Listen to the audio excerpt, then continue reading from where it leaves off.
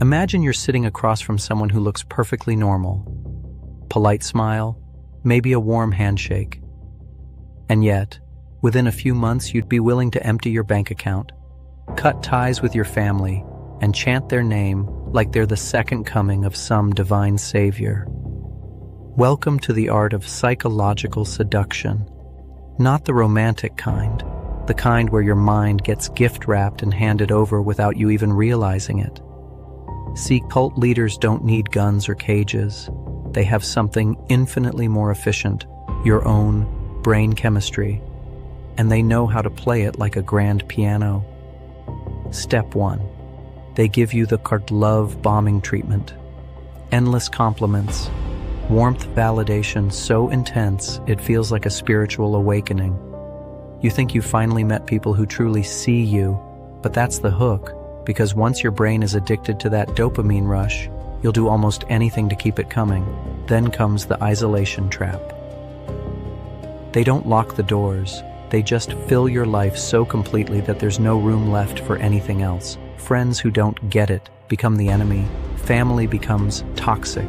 Your new family is the group. Congratulations, you've just handed over your social reality to a self-appointed prophet. But here's where it gets clever. They slide in.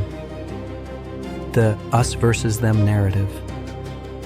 Suddenly, you're one of the chosen few who understands the truth, and everyone else, poor sheep, they're blind. This pumps your ego while quietly making you easier to control. Because if leaving means going back to the world of the unenlightened, guess who you'll stay loyal to?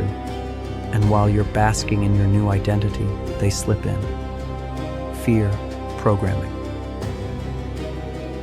The outside world is dangerous. The media lies. Your old friends want to destroy you. Leave the group and terrible things will happen. This keeps you in a constant state of low-grade anxiety and fear. Ironically feels safer when you're with the one who created it. Here's the sick genius they use. Confession as control. They'll get you to spill your deepest secrets, your worst shames under the guise of spiritual cleansing. But what you're really doing is handing them the perfect blackmail material. Now they don't just have your loyalty, they own your self-image. Before I tell you the last two tricks, if you're enjoying peeling back the layers of this psychological horror show, make sure you subscribe and hit the bell. It's the only way we can keep making content that actually matters. And tell me in the comments, which of these tactics do you think is the most dangerous in today's world? Because your insight might just wake someone up before it's too late. Now, where were we? Yes, the variable reward system. It's straight out of casino psychology. They mix kindness with cruelty, validation with rejection, so you're always chasing the next hit of approval, never quite sure when it will come, which makes you work harder to please them. It's the same mechanism that keeps gamblers hooked, except here, the jackpot is emotional safety, and finally, the messianic illusion. This is where the leader becomes more than human in your eyes. They're a visionary, a martyr, a cosmic necessity. Everything they say is truth. Everything they do is justified. Once they've reached this stage, they could tell you to walk into fire, and you'd thank them for the opportunity. The ugly reality is that these tricks work because they target the same psychological wiring that makes us crave love, safety, and belonging. The difference is, a cult leader weaponizes those needs until you can't tell where you end and they begin.